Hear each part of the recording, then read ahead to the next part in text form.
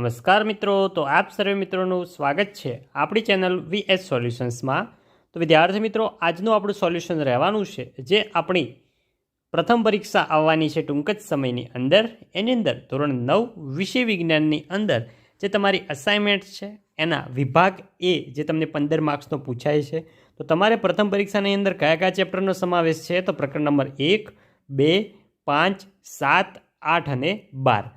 તો એમાંથી આજે આપણે વિભાગ એમાં જે તમને વિકલ્પો પૂછાય છે એના આપણે અતિ મોસ્ટ આઈએમપી વિકલ્પોનું સોલ્યુશન આ વિડીયોની અંદર કરવાના છીએ। તો વિડીયોને તમારે છેલ્લે સુધી જોવાનો છે અને ચેનલ ઉપર નવા હોય તો ચેનલને પણ અચૂકથી સબસ્ક્રાઈબ કરી લેવાની છે।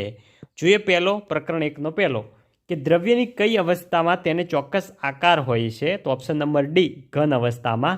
બીજો, તાપમાન વધારતા દ્રવ્યના કણોમાં શું ફેરફાર થાય છે, ઓપ્શન નંબર એ કે ગતિ ઉર્જા વધે છે। ત્રીજો, નીચેનામાંથી કયો પદાર્થ ઉધ્વપાતન પામતો નથી, તો એની અંદર ઓપ્શન નંબર બી જે છે આપણો રાઈટ આન્સર છે કે સોડિયમ ક્લોરાઇડ। ચોથો છે પાણી માટે બાષ્પીભવન ગુપ્ત ઉષ્માનું મૂલ્ય જણાવો, તો એની અંદર આવશે ઓપ્શન નંબર એ 2.25 × 10⁶ જૂલ ઇન્ટુ કિલોગ્રામ ઇન્વર્સ। પાંચમો છે પાણીનું બાષ્પીભવન કયા સંજોગોમાં વધે છે, તો એમાં ઓપ્શન નંબર સી જે છે આપણો રાઈટ આન્સર છે કે તાપમાન વધારતા સપાટીનું ક્ષેત્રફળ વધારતા, બંને કારણો હોય ત્યારે બાષ્પીભવન વધવાનું છે। આગળ જોઈએ તો આગળ આવે છે હવે આપણે ચેપ્ટર નંબર 2ના વિકલ્પો। એમાં પહેલો કે કયો ઘટક અલગ પડે છે, તો એમાં છે ઓપ્શન નંબર ડી જે છે ગ્રેફાઇટ, એ મિત્રો અલગ પડે છે। બીજું છે નીચેના પૈકી શેમાં ટિન્ડલ અસર જોઈ શકાય છે, તો ઓપ્શન નંબર બી દૂધમાં ટિન્ડલ અસર જોઈ શકાય છે।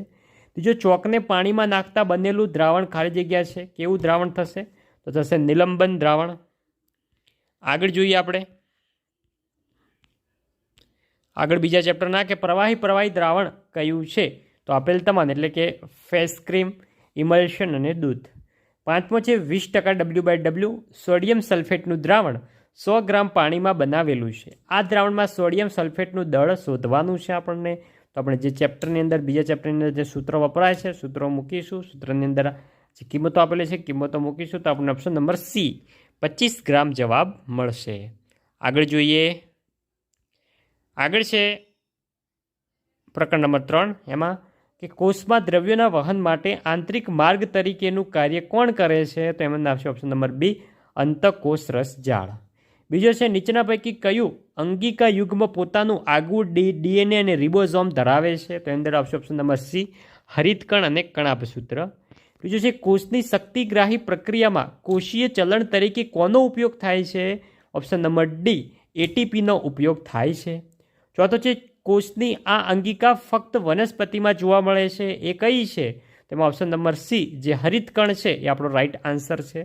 પાંચમો, રંગસૂત્રો ક્યાં આવેલા હોય છે, તો રંગસૂત્રો ઓપ્શન નંબર એ કોષ કેન્દ્રમાં આવેલા હોય છે। આગળ જોઈએ આપણે આગળ છે પહેલો કે એક સ્કૂટર સવાર 30 કિલોમીટર/હની અચળ ઝડપે સુરેખ માર્ગ પર સતત 20 મિનિટ ગતિ કરે તેણે કુલ અંતર કેટલું કાપ્યું હશે, તો અંદર ઓપ્શન નંબર સી આવશે 10 કિલોમીટર। બીજો છે એક દોડવીર 400 મીટરના પરિઘવાળા વર્તુળાકાર પથ પર એક ચક્કર પૂર્ણ કરે ત્યારે તેણે કેટલું સ્થાનાંતર કર્યું કહેવાય, એમાં આવશે ઓપ્શન નંબર ડી 0। ત્રીજો, એક ગતિમાન કારનો પ્રવેગ 1.5 મીટર/સેકન્ડ² છે, 4 સેકન્ડ બાદ તેના વેગમાં કેટલો વધારો થયો હશે, તો જોઈ શકો તમે 1.5 × આપણે 4 કરીશું તો આપણને જવાબ મળશે 6 મીટર/સેકન્ડ। નેક્સ્ટ આગળ જોઈએ આપણે ચોથો કે નિયમિત પ્રવેગથી ગતિ કરતા પદાર્થ માટે વેગ વિરુદ્ધ સમય એટલે કે વી વિરુદ્ધ ટીનો આલેખ નીચેની આકૃતિમાં દર્શાવેલો છે। જોઈ શકો છો તો ગતિ કરતા પદાર્થનો પ્રવેગ કેટલો હશે, તેમાં પ્રવેગ હશે ઓપ્શન નંબર ડી 0.2 મીટર/સેકન્ડ²। પાંચમો છે નિયમિત વર્તુળાકારમાં ગતિ કરતા પદાર્થ માટે શું અચળ હોય છે, તો શું અચળ હોય છે, ઓપ્શન નંબર ડી જે આપણી ઝડપ હોય છે એ મિત્રો કેવી હોય છે, અચળ હોય છે। આગળ જોઈએ આપણે આગળ છે પહેલો કે કયા પ્રકારની સપાટી માટે ઘર્ષણ બળનું મૂલ્ય ઓછું હશે, ઓપ્શન નંબર એ કાચની સપાટી માટે। બીજો, કયો નિયમ ગુણધર્મની દ્રષ્ટિએ બળની વ્યાખ્યા આપે છે, ઓપ્શન નંબર બી ગતિનો પ્રથમ નિયમ। ત્રીજો છે એક ડાયન બરાબર ખાલી જગ્યા ન્યૂટન, તો થશે 10⁵ ન્યૂટન।